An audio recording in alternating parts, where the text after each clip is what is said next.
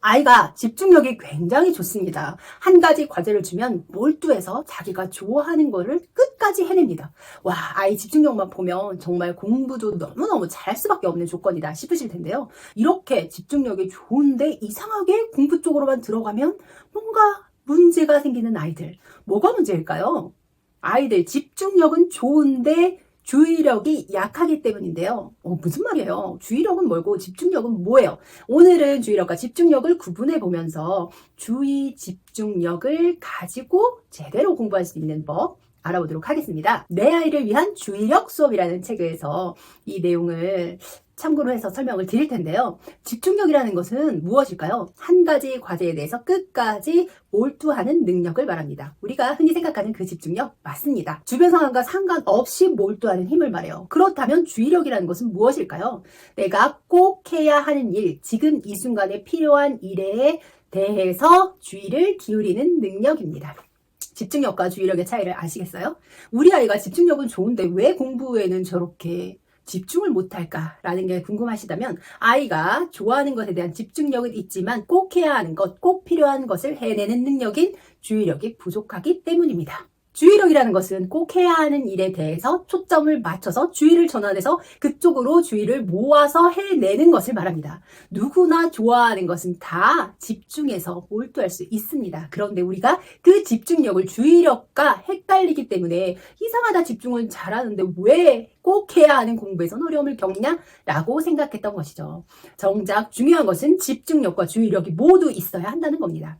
내가 꼭 해야 하는 일에 초점을 맞추고 주의를 집중해서 몰두해 나가는 능력이 필요하다는 건데요. 이건 공부뿐만 아니라 인생을 살아가면서 필요한 능력이겠죠. 우리 아이가 주의력이 낮은 건 맞나? 아닌 것 같아.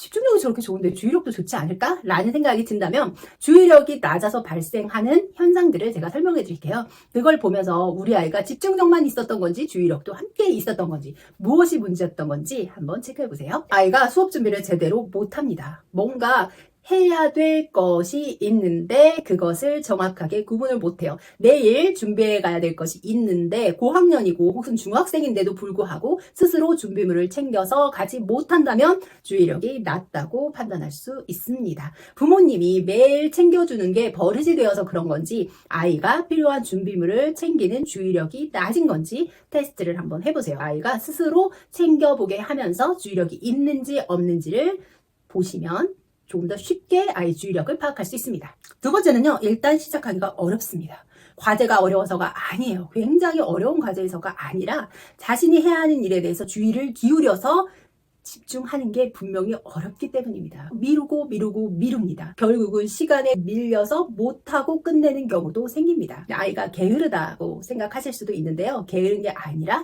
주의력이 낮아서 발생하는 문제입니다. 아이가 하기 싫은 일이지만 꼭 해야 하는 일에 대해서 억지로라도 주의를 모아서 탁 해내는 그 힘이 약하기 때문에 자꾸나 미루고 시작을 못하는 것이죠.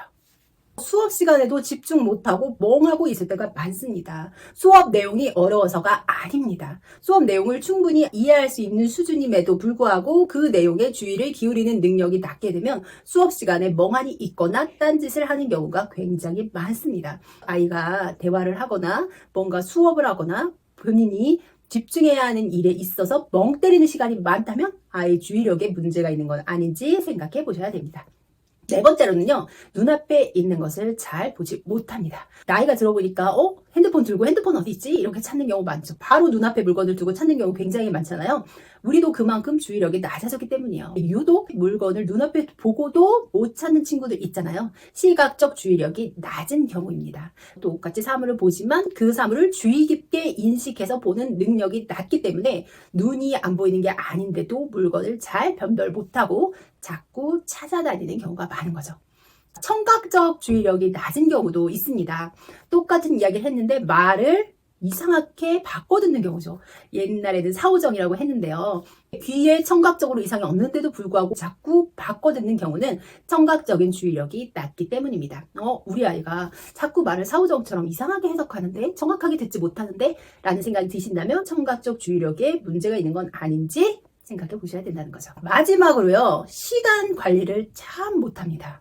어떤 일을 하게 되면 언제부터 언제까지는 뭐를 해야겠다. 그 다음은 어떻게, 그 다음은 어떻게, 착착착 시간 배분을 해서 내가 12시까지 뭘 끝내려면 몇 시까지, 몇 시까지, 몇 시까지 이 계획을 세워 나가야 되는데요. 그 계획을 세우는데 어려움을 겪고 있다. 그래서 계속 스케줄이 딜레이 된다라고 보여진다면 주의력이 좋지 않은 경우에 해당이 됩니다.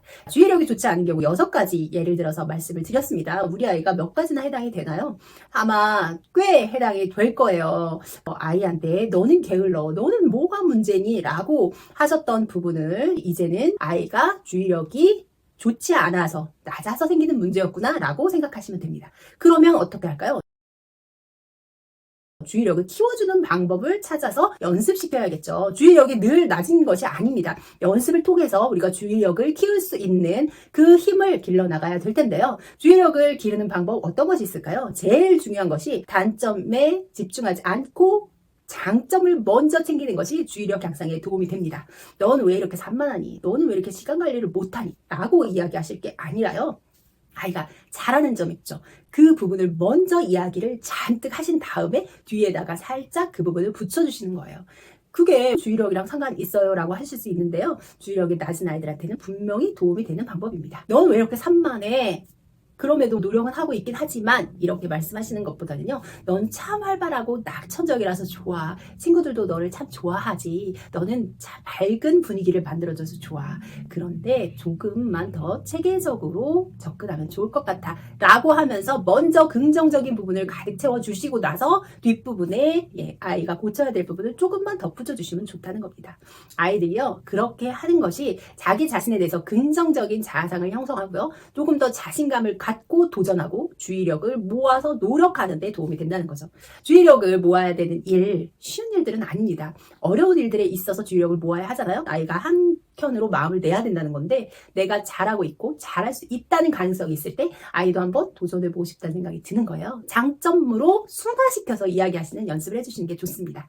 주의력이 낮은 친구들은요. 아까 말했던 것처럼 시각적 주의력, 청각적 주의력이 관리가 어려운 경우가 많아요. 환경 정리가 굉장히 필요합니다. 구조화해서 환경을 정리하는 것을 연습을 해야 돼요. 이렇게 주의력이 낮아지는 것이 사춘기의 특징이거든요. 사춘기에 잠깐 주의력이 낮아질 수 있어서 방 정리가 절대 안 되고요. 시간 관리 뭐 다 안 됩니다. 이때 구조화해서 연습하는 것을 알려주셔야 돼요.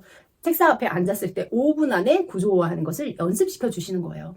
책상 위에 어느 부분에 필기구를 둘지, 필요 없는 것들은 한쪽으로 치우는 연습, 그리고 오늘 해야 될 것 중에서 당장 해야 될 것, 1시간 후 해야 할 것, 2시간 해야 될 것을 정리해서 탁탁탁 놓으면요. 아이가 시각적으로도 정리가 되고 깔끔한 주변 환경이 있기 때문에 다른 데 시각을 뺏기지 않고 주의력을 모으는데 조금 더 도움이 됩니다. 청각적 주의력에 예민한 친구도 마찬가지죠. 그 친구들은 밖에서 들리는 소리까지 굉장히 소음에 민감합니다. 조금만 다른 소리가 나도 집중하는 능력, 주의력이 깨져버리거든요. 집중이 깨져버리고 주의를 모으지 못합니다. 이런 친구들은요, 헤드셋 같은 거를 해서 소음 방지를 할 수 있는 그런 장치를 해주셔도 도움이 됩니다. 이런 식으로요, 아이가 주의력을 모을 수 있는 환경으로 구조화해서 주시면 주의력을 쉽게 모으는데 조금 더 도움이 되겠죠. 이 밖에도 게임이나 퀴즈를 통해서 아이가 주의를 기울이도록 할 수 있는 그런 유인책을 쓰시는 방법도 있고요. 다양한 과제를 접하게 하면서 주의력을 이쪽 저쪽으로 모아보는 연습을 하는 것도 좋습니다. 긴 시간이 필요한 과제는 짧은 시간으로 나눠서 여러 단계에 거쳐서 하는 것이 주의력을 잠깐 모아서 넓히는 데 도움이 되겠죠.